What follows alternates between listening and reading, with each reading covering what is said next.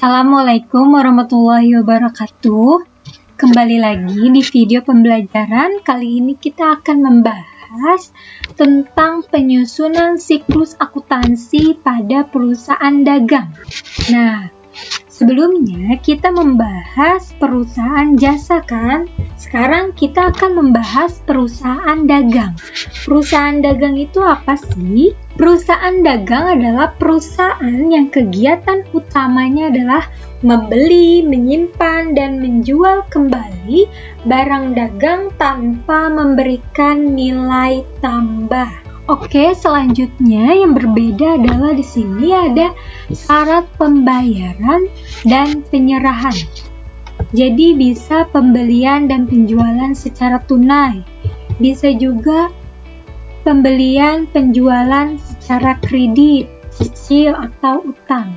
Nah, di perusahaan dagang biasanya ada syarat-syaratnya dengan angka-angka. Contoh misalkan syarat yang ini, N/30. Maksudnya itu apa sih?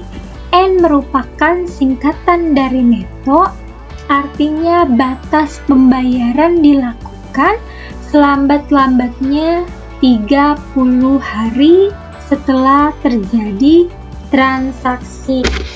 Terus yang kedua, 2/10 N/30.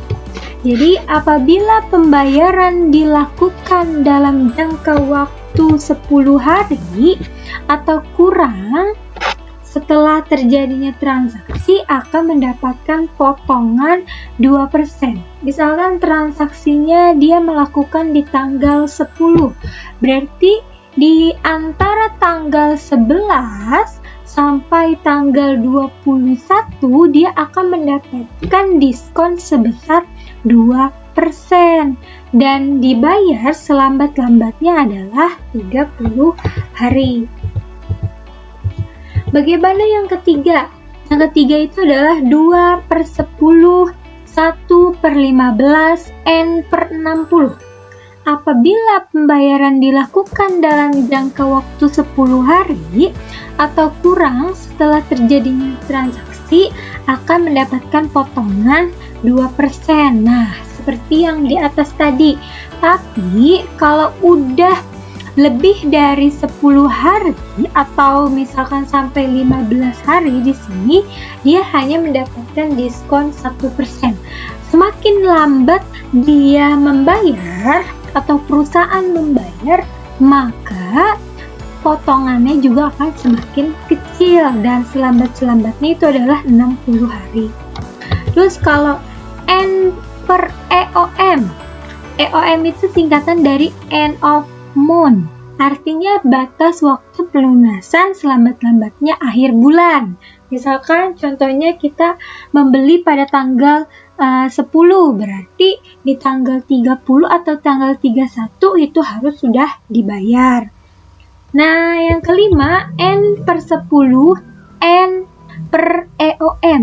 Batas waktu pelunasannya 10 hari setelah akhir bulan. Jadi ada misalkan contoh dia beli tanggal 21 April. Nah, kan udah lewat nih bulan April. Di bulan Mei 10 harinya lagi baru itu adalah batas terakhirnya dia bayar. Selanjutnya adalah jurnalnya nih. Jurnal di perusahaan dagang berbeda. Kalau di perusahaan jasa kan cuma ada jurnal umum aja nih. Kalau di perusahaan dagang itu ada jurnal khusus namanya. Jurnal khususnya itu juga terbagi lagi nih menjadi jurnal pembelian, jurnal penjualan, terus ada juga jurnal penerimaan kas atau disingkat JKM, jurnal kas masuk. Terus jurnal pengeluaran kas, JKK, jurnal kas keluar. Dan yang terakhir adalah jurnal umum. Jadi di sini perbedaannya adalah kalau kalian memasukkan transaksi di jurnal pembelian, berarti itu adalah semua transaksi pembeliannya secara kredit atau utang, bukan yang cash, bukan yang langsung bayar gitu. Jurnal penjualan juga sama, semua transaksi penjualan secara kredit atau utang. Sedangkan jurnal penerimaan kas, jurnal pengeluaran kas, ini kurang N ya, pengeluaran kas, itu adalah semua transaksi kas masuk atau kas keluar yang secara tunai. Misalkan perusahaan mengambil uang untuk keperluan pribadi, itu adalah jurnal pengeluaran kas. Contoh dari jurnal penerimaan kas misalkan adalah dia mendapatkan pendapatan secara tunai, bukan lagi secara kredit atau utang. Kalau kredit dan utang itu masuknya ke jurnal pembelian dan jurnal penjualan. Sedangkan jurnal umum yang biasanya kita pakai di perusahaan jasa, ini untuk pengembalian barang, yaitu retur pembelian dan retur penjualan. Mari kita masuk ke dalam soal. Nah, di sini sudah saya warnakan. Dia termasuk jurnal pembelian atau jurnal pengeluaran atau jurnal kas masuk atau jurnal kas keluar. Oke, sekarang kita bahas yang warna kuning dulu. 1 Desember membeli barang dagangan dari toko Tulip seharga 2.100 dengan syarat. Nah, kalau ada kata-kata syarat, ada angka 2/10, N/60, itu berarti dia melakukan sebuah transaksi secara kredit, bukan secara tunai. Coba bandingkan yang 2 Desember. 2 Desember itu lengkap kan? Secara tunai. Sekarang kata kuncinya adalah membeli, berarti masuknya adalah ke jurnal pembelian. Tanggal berapa nih jurnal pembelian? 1 Desember. Oke, kita tulis di sini 1/12. Tokonya adalah toko Tulip. Syarat pembayarannya itu 2/10, N/60, ya kan? Nih, 2/10, N/60. Terus pembeliannya tadi berapa? 2.100. Ini adalah debit nih semua, yang ini salah. Yang ini debit nih. Ini kredit. Kreditnya adalah utang. Karena kita membeli secara utang kan? Balance kan antara debit dengan kredit. Terus mana lagi ya yang kuning kan nih? 5 Desember membeli peralatan toko dari toko Kusuma seharga 1.800.000 dengan syarat N/30. Sini ada kata kuncinya adalah membeli, berarti dia masuk ke jurnal pembelian. Kita tulis tanggalnya 5/12, keterangannya toko Kusuma, terus syarat pembayarannya berapa? N/30. Tulis di sini N/30. Dia beli apa? Bukan membeli barang dagang, tapi peralatan. Beda ya. Kalau tanggal 1 di sini dia membeli barang dagangan. Otomatis dia masuknya ke sini, pembelian. Tapi kalau di tanggal 5 itu dia membeli peralatan toko, berarti harus masuk ke akun serba-serbi. Kamu tulis ini peralatan 1.800.000, kreditnya juga 1.800.000. Setelah itu kamu jumlahkan. Selanjutnya adalah jurnal penjualan. Tanggal 4 Desember menjual. Kalau tadi kan di sini membeli. Kalau ini menjual barang dagang kepada Nyonya Rosa seharga 4.800 dengan syarat 2/15 N30. Kamu tulis ini jurnal penjualan tanggal 4/10 Nyonya Rosa, syarat pembayaran, piutang dan penjualannya sama agar debit dan kreditnya balance. Nah, udah kan? Habis itu kita membahas jurnal penerimaan kas. Jurnal penerimaan kas itu adalah uang yang masuk ke dalam perusahaan atau disebut JKM, jurnal kas masuk. Nah, jurnal penerimaan kasnya itu tanggal 8 dan tanggal 9. Diterima pembayaran dari Nyonya Rosa atas penjualan tanggal 4 Desember yang tadi di atas tuh. Kan sekarang udah mau dibayar nih gitu kan. Kenapa di sini ada potongan penjualan? Kita lihat. Di tanggal 4 Desember dikatakan bahwa kalau dia bayar kurang lebih 15 hari dari tanggal 4, berarti dia mendapatkan diskon 2%.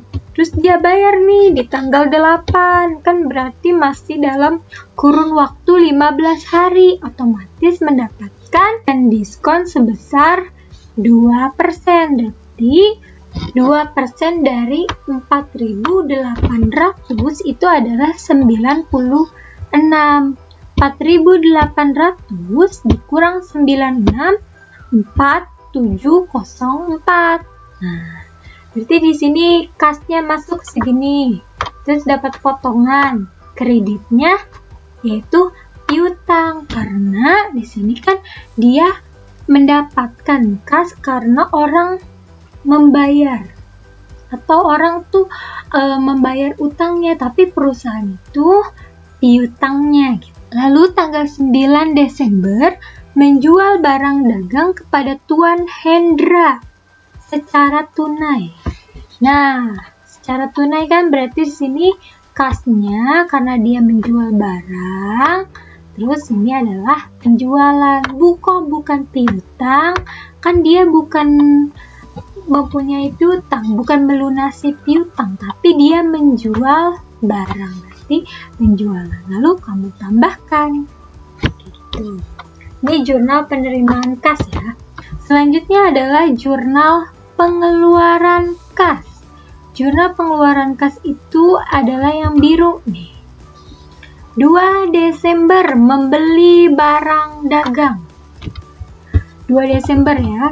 2 Desember membeli barang dagang, pembelian berarti, terus kasnya juga berkurang, kas di kredit berkurang kan.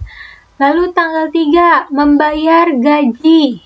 Di sini keterangannya membayar gaji, karena ini bukan pembelian, dia juga bukan utang, maka harus masuk ke serba-serbi, yaitu beban gaji. Kreditnya juga sama, 1.200. Terus di tanggal 7 melunasi. Bukan melunasi. Tanggal 7 dilunasi pembelian barang dagang pada tanggal 1 Desember. Berarti perusahaan membayar utang gitu. Membayar utangnya berapa? 2.100. Di tanggal 1 Desember ada keterangan diskon nggak nih? Nah, di sini keterangannya adalah 2/10 N60. Kalau dia bayar 10 hari dari tanggal 1, dia mendapatkan diskon 2%. Lalu dia bayar tanggal 9. Nah, dapat diskon 2%, yaitu 42. Nah, 2.100 dikurang 42, berarti dia bayarnya segini. 2.058. Terus di tanggal 10 Desember membayar tagihan listrik. Nah, sini membayar listrik bukan termasuk pembelian, bukan termasuk utang, tapi dia adalah serba-serbi. Beban listrik 300, kasnya juga jangan lupa 300, lalu dijumlahkan. Nah, gimana, ngerti nggak? Selanjutnya adalah jurnal umum. Nah, jurnal umum itu biasanya adalah tentang pengembalian barang dagang. Misalkan contohnya nih ada barang yang tidak sesuai atau barang yang rusak, maka harus dikembalikan kan atau diretur. pada tanggal 6 Desember diterima pengembalian barang dagangan dari Nyonya Rosa atas transaksi penjualan tanggal 4 Desember seharga 900. Maka kalian harus membuat di sini yaitu retur penjualan, debit, piutang, kredit sebesar 900. Kenapa retur penjualan? Karena Nyonya Rosa ini adalah Nyonya Rosa ini adalah yang membeli. Sedangkan perusahaannya itu adalah menjual barang dagang kan. Nah, otomatis disebut dengan retur penjualan karena dikembalikan nih barang dari Nyonya Rosa ke perusahaan. Bagaimana dengan retur pembelian? Jadi kalau retur pembelian adalah si perusahaan membeli barang ke perusahaan lain, terus ternyata sudah sampai nih di perusahaan yang kita buat laporan keuangannya, terus ada barang yang cacat, lalu barangnya kita kembalikan ke perusahaan yang tadi sebagai penjualnya. Itu retur pembelian. Nah, ini adalah jurnal khusus perusahaan dagang. Bagaimana, kalian mengerti atau tidak? Semoga kalian bisa memahami.